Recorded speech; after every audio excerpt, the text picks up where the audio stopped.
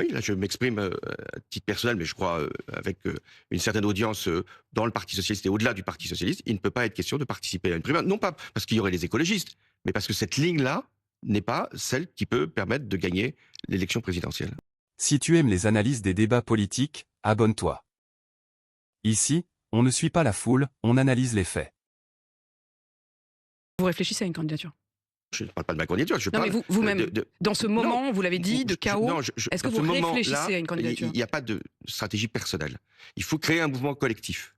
Et si j'ai un appel à lancer, c'est que il y a tous ceux qui, justement, se reconnaissent dans ce que peut être une gauche réformiste, qui va largement au-delà du Parti socialiste, eh bien, doivent se rassembler, se réunir et choisir leur candidat. Je ne vous ai pas demandé si vous étiez candidat. Je vous ai dit, est-ce que vous y réfléchissez? Je réfléchis à cette méthode-là, je réfléchis à ce rassemblement-là. C'est la condition de toute candidature victorieuse. Si Europe Écologie Les Verts rompt clairement avec LFI, alors est-ce qu'une alliance avec Europe Écologie Les Verts serait possible? Non, c'est pas simplement le rapport avec LFI, c'est un élément. C'est le rapport sur une ligne politique. Il y a des alliances qui sont au plan local tout à fait possibles, elles sont nombreuses d'ailleurs avec les écologistes parce qu'il y a un programme qui est commun. Aujourd'hui, il ne peut pas y avoir un programme pour un candidat à la présidentielle qui soit commun dans le cadre de cette primaire avec les écologistes et les anciens LFI. Je vous repose la question parce que s'il y a un deuxième tour, vous dites il n'y aura pas la France insoumise au deuxième tour. Mais c'est une question très fondamentale aujourd'hui de savoir si ce qu'hier vous condamniez, c'est-à-dire le nini de certains, vous apparaît aujourd'hui comme une option envisageable. C'est-à-dire est-ce que LFI contre RN ou est-ce que ni l'un ni l'autre? Mais ça ne se produira pas, c'est ça qu'il faut essayer de comprendre. C'est que c'est ce que Mélenchon veut installer.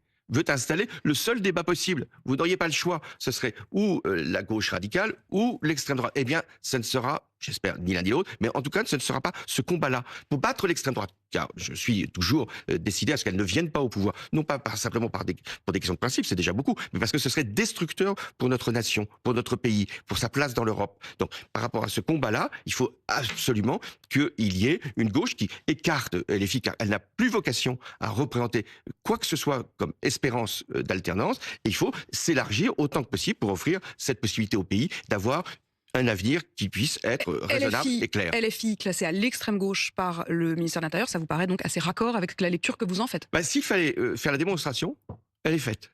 Qu'est-ce que c'est qu'un mouvement d'extrême gauche? C'est un mouvement qui entretient en son sein des groupes qui font autre chose que de la participation au scrutin.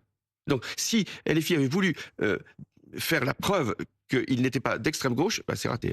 Vous avez dit que LFI devait faire la démonstration qu'elle est dans l'arc républicain. Est-ce que le RN est dans l'arc républicain? Non, l'arc républicain ne comporte pas le RN.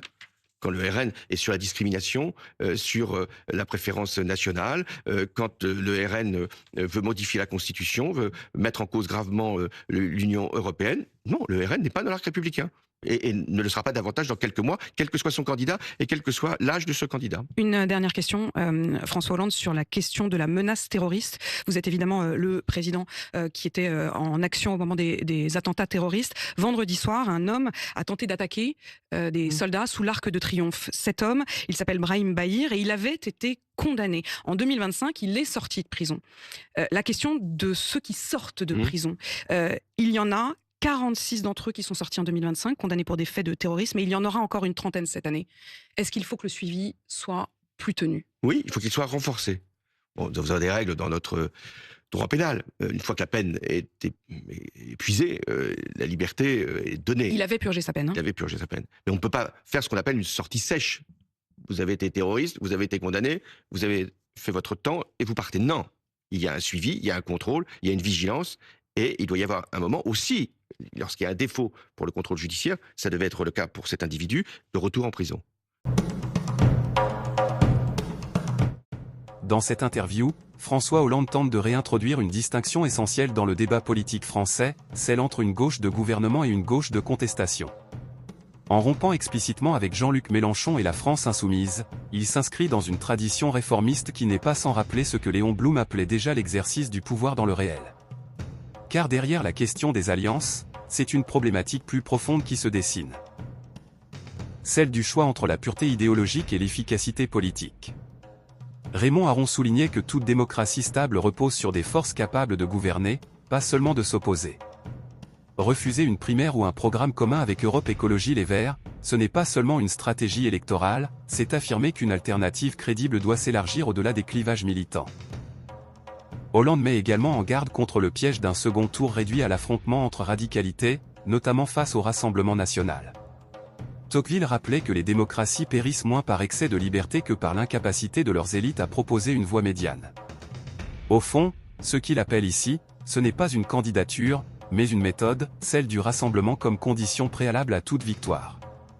Mets ton avis en commentaire, car ici chaque avis compte.